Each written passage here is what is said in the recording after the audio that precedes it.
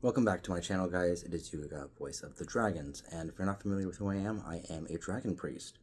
And I wanted to talk about something that was very pivotal for me on my spiritual journey with the dragons. But we're going to do a two-part video series with this one. So this is going to be about Ophiuchus as in the actual symbol, the history, the mysticism, and kind of what it actually stands for. In the next video, we will go ahead and break down kind of just how it's influenced me on my journey and why I think it's so important in today's time. Let's discuss the basic facts about what Ophiuchus really is. It is known as the 13th zodiac. It is also known with the name Serpentarius, which stands for the serpent bearer. Now, Ophiuchus as the serpent bearer is known in the sky, and it is depicted with a man entwined with a serpent. And it exists between the ending of Scorpio and the beginning of Sagittarius, so right in between that threshold. Now, if you ask most astrologers, they don't really recognize it and they don't think it's valid, and I can kind of understand why. I don't agree, but I'll explain why I can't understand why they don't feel it's valid. The main reason is because even ancient astrologers thought it was just too complicated and too messy of a system to have 13 signs instead of 12. So that's one of the biggest reasons. Now, personally, for me, and just for everything that I've studied over the years and how I've really seen and interpreted all the information, I really think Ophiuchus is a lot more than just a zodiac. Personally, I am not really an astrology person. I'm a crystal guy, if you can't tell. Now, what I can say is just based off of that statement alone, I don't feel it should be treated like a zodiac. It should be treated like an entirely different entity. Now, how that would look like, and how it would be incorporated, I really have no idea. But to disregard it and to say it is invalid is an invalid statement within itself, at least from my experience. But let's go look back at the facts. Now, historically speaking, one of the first people in history, now that's what's really interesting about Ophiuchus, is that you can connect people in history to Ophiuchus. And one of the first associations we have of Ophiuchus is Asclepius. I'm sorry, I meant to say Asclepius. Now, in Greek mythology, Asclepius is the son of the god Apollo. He is known for his abilities with healing and medicine, and most interestingly, his ability to raise the dead and resurrect them and bring them back to life. In Egypt, we have Imhotep, and he was a great sorcerer. You will recognize him from the Mummy movies. Now, that's not a good, accurate representation, but that is where we recognize the name. And Imhotep had a lot going on for him as well. He was the man of magic back in his day. But the symbolism and a consistent culture with serpent energy and serpent wisdom is pretty consistent all throughout humanity's civilizations. Now, even though it's consistent, doesn't mean it's always considered good, and that's one interesting thing I really wanted to talk about that I don't see too many people reference. And this is honestly something I've seen for a while now. But in the Bible, they talk about how the serpent and how they demonize it, and interestingly enough, I think there is a good reference, at least symbolically, to what Ophiuchus is in Revelation. Now, in Revelation, they consider the devil, Satan, a red dragon. And later on, they actually mention that the devil would be sent into an endless black pit, also known as the abyss.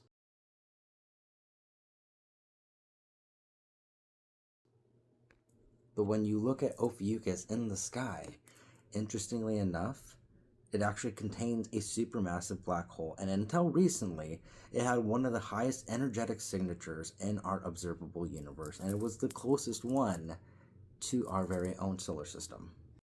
Now, for the science nerds, and the ones that really want to know what the intimate details are, the supermassive black hole is called Isaiah J171, and it's got a few extra numbers at the end. And the supergiant elliptical galaxy that it is a part of is called NEVE1. Now, why do I mention this and why is this important? Well, for one, black holes are very, very important for how the universe functions as far as we know. they also contain a lot of energy. Now, considering that it is a powerhouse and it has a great threshold of energy within itself, one thing that is important to bring up into the discussion is the precession of the equinox and how it has affected our alignment with Ophiuchus. Now, a big reason why we have not been able to observe Ophiuchus within our own history is one, because it was erased. Two, it wasn't within observation for our planet, and once we were aligned with it, people started to wake up to it and started to remember, oh hey, that thing was talked about back in the day, and now here it is. And even though this isn't specifically connected with it, it does play a part, and not only because it is part of my ancestry and part of my journey and culture, but also because just of the global impact and the shift of consciousness that happened afterwards. And what I'm talking about is the Mayan 2012, the whole ending of the world scenario, which we all very well remember within our lifetime. Now, the culture behind the Mayan calendar is pretty vast and pretty mysterious within itself, but if you know enough, you know that it's talking about the ending of a cycle and how what happened with the Mayan 2012 was very, very important for many, many reasons. The biggest reason, though, was that the Mayans got to the point in that part of the calendar where everything that was about to happen was going to be the very first time it had ever happened in the way that it happened. And cosmologically speaking, that was a very big deal, and it is a very big deal. But they weren't here to observe it because it was so far way ahead of them that they weren't exactly sure what would happen afterwards. And people have been trying to revive our understanding of the calendar so you can use it to a degree, and that's something that I've been playing a part, having play a part within my tradition of my path working with dragons. But this whole ending of an era and this whole alignment, that's the greatest thing about this whole Mayan 2012, is that what they were talking about happening for the very first time was the universe blew up, and then everything was spinning and spinning and spinning, and just in a constant state of rotation and cycling through itself. And as these cycles were happening, and the Mayans were keeping track of these things, they understood that things would realign, and that is what the whole 2012 thing was about. And there's a lot of different, really important, I don't know them by name because, like I said, I'm not really the star guy, I'm the crystal guy. But there was really great, important celestial bodies, and these were giant stars in our universe, and they all lined up, and they all lined to the center of the universe. Or galaxy, or universe, I can't exactly remember, there's so much information to go across. But everything was aligned, that is the fact. But because we had that alignment, I have the strong belief that what happened afterwards is a very good explanation for what was happening. And just plain and simple, because we were finally not on a tilt, we were finally centered with the rest of the universe, and the universe with us as well. And the best way to put this is that we were exposed to different energy, not just energy, but also a different perspective. And having that alignment, giving us that much cosmic radiation, exposing us to all this information that had not been on the planet yet. Because honestly, if you look at just the last decade or so of history, 2012 is kind of the threshold. The shift of consciousness, the awakening that has happened within humanity, the collective awakening of everything happening on the planet. A lot of it happened immediately after 2012. And for me personally, it was the year 2013 when everything started. So we'll get to that in part 2.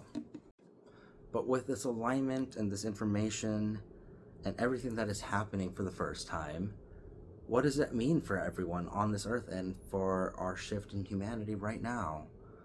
There's some really good ideas, and one of the strongest ideas that I've seen that has been the most consistent through everything, even though not a lot of people talk about it, is one, Ophiuchus is known to be a surging symbol in history as something that brings about an awakening and a great healing and great transformation, which is pretty true with serpentine, aka draconic energy, and that's kind of just, this one's thresholded together. There's not too much of a difference historically and culturally speaking, but we're going to talk about that really soon. Now, plain and simple, the easiest way for most of us to tap into this is going to be with our Kundalini energy. And it's not easy, and it's something that needs to be taken with a lot of precaution. But having just witnessed the last 13 years or 12 years of humanity as a consciously awakened being, and seeing the things that have occurred, I know that most people have it within themselves to be able to tap in with their Kundalini, and seeing a civilization of people where they have that ability, they have the intuition, and they have that sensation within themselves, and they have the connection. That could lead to a lot of great things for the future of our planet. And so, just like what I said with the Kundalini, when you have that spiritual attainment, they manifest in your physical form, and that is something known as DNA activation, and it's not as talked about as it used to be talked about. It's more hidden under the guise of spiritual alchemy, but DNA activation is reawakening those DNA junk strands and bringing life back into your vessel, realigning yourself like how the universe aligned itself with itself. And that's the great thing about what I feel Ophiuchus represents. And if you don't want to see it as a zodiac, that is totally fine. I'm not going to hold it against you. But what I do see is that you can implement it and use it as a source of healing in your journey. And whether you want to use it symbolically or astrologically, it's not going to affect it, how effective it is ultimately. What really matters is how you integrate that serpent energy and that serpentine healing that comes with Ophiuchus. And a lot of it is going to be about containing mastery over self, being able to handle the chaos, having a great sense of understanding the energies of life and death, and being able to harmonize them both and create rebirth. And ultimately, the question is, how will you address the serpent? Will you wait for what strikes within you, or will you gaze and be hypnotized by what you have been wishing to see? But whether we acknowledge the serpent's gaze or not, it matters not. It is staring at us, and it is up to us to see what it has shown us.